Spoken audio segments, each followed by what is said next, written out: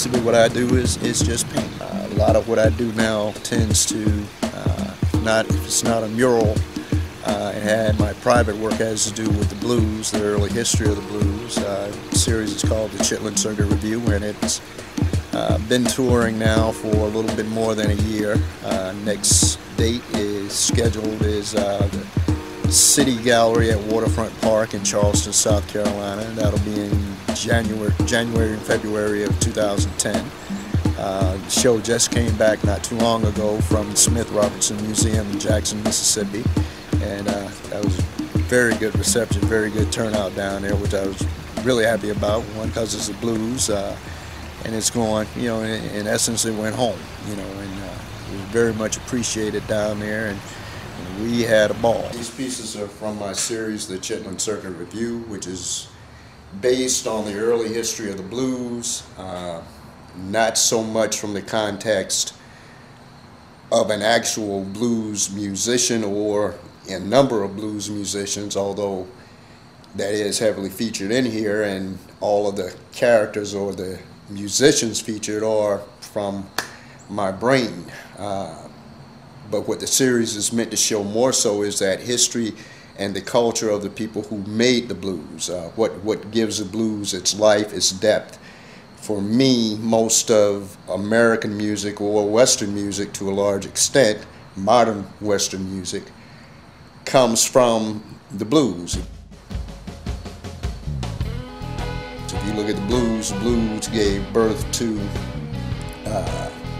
rhythm and blues, gave birth to jazz, gave birth to, or at least jazz coincided and came along at the same time. I have a lot of arguments with people who say which came first, jazz or the blues, where the blues is closer to the earth, which means that it probably came first and then gave birth, or at least spread out, to jazz. Anyway, all of that led to rhythm and blues. Rhythm and blues led to rock and roll.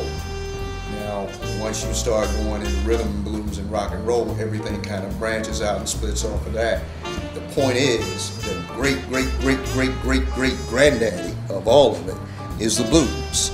So I think a lot of people, particularly our young folks and a lot of our older folks too, need to know where all this music comes from. This is my homage to the blues, my homage to the people that lived that life, that culture that we call the blues. Came up from basically a rural agrarian people to an urban environment, and as the blues came up in the country, the blues was more low-key, laid-back, easier. When it got to the primarily northern industrialized areas of the country, the blues became electrified with the electric guitar.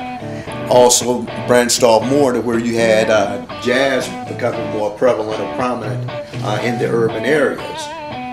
In the piece in the background, you're showing that rural agrarian society on the left, and then on the right, and then on the left you're showing that urban environment with the train tracks right in the middle, two school kids crossing the train tracks as if they're in peril or danger or some kind of thing like that. Again, that train is represented because it is so not just prevalent in the blues, but prevalent in the migration of African Americans to urban industrialized areas of the country. So all of that's in there. Then in the foreground, you've got basically a jazz club with Paul Willie again playing his guitar, but there are also homages or references to Africa with the drums, piano with a sculpture carved into the piano itself. And then in the rear of the foreground, you've got a young rapper. A lot of one of the social political situations. And I happened to be watching this video, documentary rather, on the blues, and it showed this guy on a street corner with a piece of cardboard down on the street. He was dancing. He dropped down, popped up on his head, and was spitting on his head. Now, me, my age group, that made me think about the Breakers in the 70s, right? This was 1908, and it was in St. Louis or Memphis.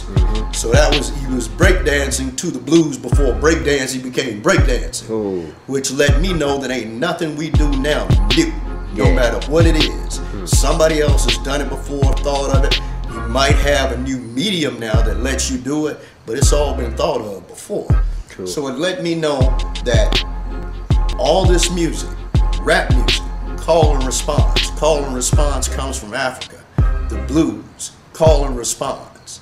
You know, the holler songs, the work songs, all of that. Ain't none of it new. All of it goes back to them, comes back, and it just keeps going round and round. This piece here is called Mad Water. Now, a lot of people have asked me, even given the time period that I'm talking about with the blues, which is roughly from Reconstruction up until 1930, but a lot of people see this piece and they think Katrina. I'm like, no, it's not about Katrina, but there are a lot of similarities to it. Mad Water refers to a flood of the Mississippi River back in 1927. The Mississippi flooded as much as 20 miles in it, at least some reports say. Wiped out a whole bunch of farmland. A lot of sharecroppers started leaving. What was interesting socially and politically about them leaving, or trying to leave, was that once the landowners saw people in droves starting to leave Mississippi, they knew they'd already lost this year's current crop. If the sharecroppers left, they would not have a crop this year, next year, on and on and on and on. So they made a deal, an arrangement with the governor to call out the National Guard. The National Guard had orders to shoot to kill any black man, woman, or child caught leaving the state of Mississippi. Therefore, they put up tent cities. Now, in Katrina, people were put up in the Superdome. 1927, they put them up in tent cities. A lot of the people here featured, you've got the convicts supplying, putting up the sandbags, going out rescuing people, all this, that, and the other. You know, to me, it says a lot about our society and how far we've come and how far we have to go. When you look at just the similarities and what was going on, you had the free labor with the convict labor, which a lot of people aren't aware of, but convict labor basically built the southern highway system, and in many other parts of the country, it built the highway system there. Also built the levees, built you name it. It was built by convict labor. Convict labor was free to the state. However, the warden of that particular penitentiary would make money off of it. But the contractor themselves, 9 times out of 10, a lot of it was your federal government, because they didn't have to pay any money. So you look at how much money was saved and made on the use of convict labor, and none of those convicts got money, and most of those convicts were not in there doing any type of serious time for a crime such as murder or kidnapping, rape, or anything like that. You would go in for something like, you got into a bar fight one night while you were in prison, you might have disrespected somebody or whatever, meaning the warden or the straw boss, that kind of thing. They gave you more time. You got more time, that meant, guess what, more free labor. That's what Mad Water is about. Now there's a piece over here called Say What.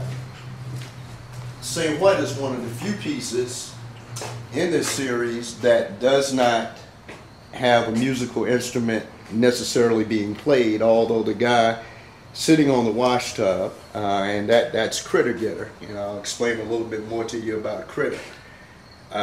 Critter is making basically a fife, or what they call the quills. You make that out of cane or wood, and you basically just take a hot iron and bore it out and put it together, and you've got a flute, you've got a set of quills, which is like 4 to 5 of those bamboo poles put together, and it's a musical instrument. The guy sitting next to him reading the newspaper is Mud Paul Willie. Mud Paul Willie is one of the central figures in here, and he's pretty much in every painting in here. Mud Paul Willie is reading the newspaper, which is a black newspaper, the Chicago Defender. He's reading that to Critter because Critter can't read. But the headlines on that paper have to do with that flood of 1927 in Mississippi, and critters looking at Mudpaw and saying, "Say what? They won't let us leave? Damn!" You know. So it's, you know, that's how that piece right here is called Moses Train. And in the blues, there are a lot of songs that relate to the train at that particular time, and up into really the early 1960s. Was the primary mode of travel for most Americans, whether they're black, white, whether they're from the South, from West Coast, East Coast, doesn't matter. That was your primary mode of transportation. Air flight had not become affordable for most people. And a lot of people were frankly just scared to damn get into a plane. So anyway, you've got this train, and it's taking people up from, you name it, somewhere in the South, and they're going up. This particular instance,